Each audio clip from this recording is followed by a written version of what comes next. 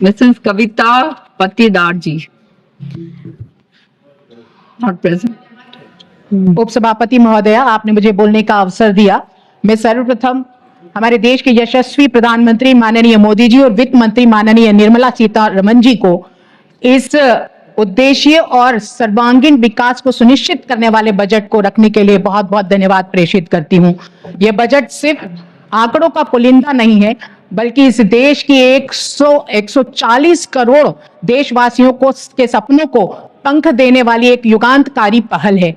माननीय प्रधानमंत्री जी की वो प्रतिबद्धता है जो वादों से आगे निकालकर जमीनी हकीकत पर आज आधारित है। माननीय सभापति महोदया, माननीय प्रधानमंत्री जी ने इस बजट को समृद्धि का गुणक बताया है, जो बचत, निवेश और विकास के मार्ग को प्रशस्त करेगा। आज इस बजट को देखते हुए मुझे डॉक्टर बाबा साहब अंबेडकर जी का स्मरण हो रहा है। ये मेरा सौभाग्य है कि भारत के हृदय स्थल मध्य प्रदेश के महू की मैं बेटी हूँ। वो महू जो बाबा साहब अंबेडकर जी की जन्म स्थली है और जिनमें माननीय मोदी जी के नेतृत्व में पंच तीर्थों का निर्माण किया गया है, वो जन्म तीर्थ उनमें से एक है। और मुझे ये बताते हुए बहुत हर्ष है कि उस तीर्थ के निर्माण के बाद प्रधानमंत्री के रूप में पहले प्रधानमंत्री जिन्होंने वहां पर माथा टेका वो नरेंद्र मोदी जी थे। और उन्होंने सिर्फ माथा नहीं टेका, बल्कि बाबा साहब अंबेडकर जी की दी हुई सीख को आत्मसात करते हुए उसे पूरा करने का संकल्प लिया। बाबा साहब ने पूरे दुनिया को समरसता का संदेश दिया और माननीय प्रधानमंत्री आदरणीय मोदी जी ने सबका साथ, सबका विकास करके उन हर एक प्रत्येक वर्ग की प्रगति को सुनिश्चित करने का काम किया।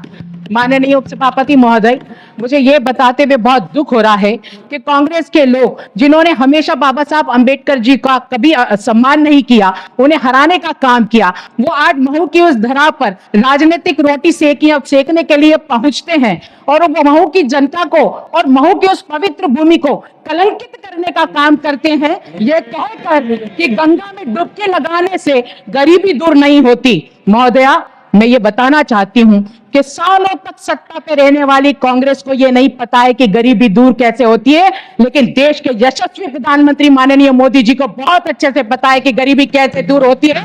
उन्हीं के सुशासनों का एक परिणाम है कि आज 25 करोड़ जनता गरीबी रेखा के बाहर आई है। आज हर एक व्यक्ति के सिर पर छत है, हर घर में नल है और नल में जल है, आज हर गांव तक सड़क बनी हुई है। और जब रेल की बात आती है तो मैं मध्य प्रदेश के लिए कहना चाहूंगी कि 2014 के पहले के बजट की तुलना में आज 1 नहीं, 2 नहीं, 3 नहीं, 23 गुना ज्यादा बढ़ाकर बजट मध्य प्रदेश को रेलवे में दिया गया है। मैं बहुत बहुत धन्यवाद माननीय मोदी जी को प्रेषित करना चाहती हूँ। आज मध्य प्रदेश में मेडिकल की 2000 नई सीट के साथ ही पूरे देश में 75,000 नई मेडिकल सीट देकर युवाओं को पढ़ने के लिए शिक्षा के नए अवसर प्रदान करने का काम माननीय मोदी जी ने किया है।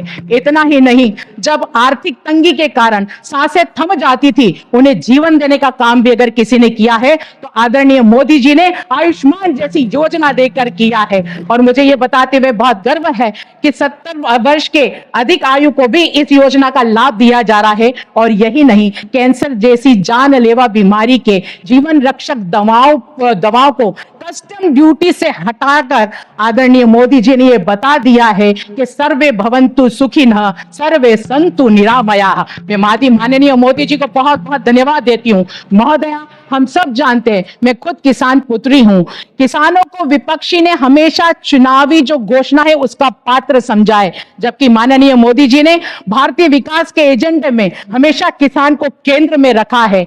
आज किसान सम्मान निधि के साथ ही धन धान कृषि योजना के साथ ही दलहनों में आत्मनिर्भरता बनाने के साथ क्रेडिट कार्ड की ऋण सीमा को 3 लाख से बढ़ाकर 5 लाख तक का कर दिया है। और कृषि के लाभ का धंधा कैसे बने ये दुनिया को बता दिया है। आज महिला होने के नाते माननीय प्रधानमंत्री जी को इसलिए भी धन्यवाद देती हूँ कि आर्थिक गतिविधियों में 70% योगदान महिलाओं को देकर और आज ये उन्होंने सिद्ध कर दिया है कि माननीय मोदी जी के सुशासन में आज बेटियां फाइटर प्लेन भी चला रही है। और आने वाले समय में नारी शक्ति बंधन अधिनियम जैसे अभूतपूर्व निर्णयों के द्वारा इस देश के नेतृत्व में भी भागीदारिता सुनिश्चित उनकी होगी।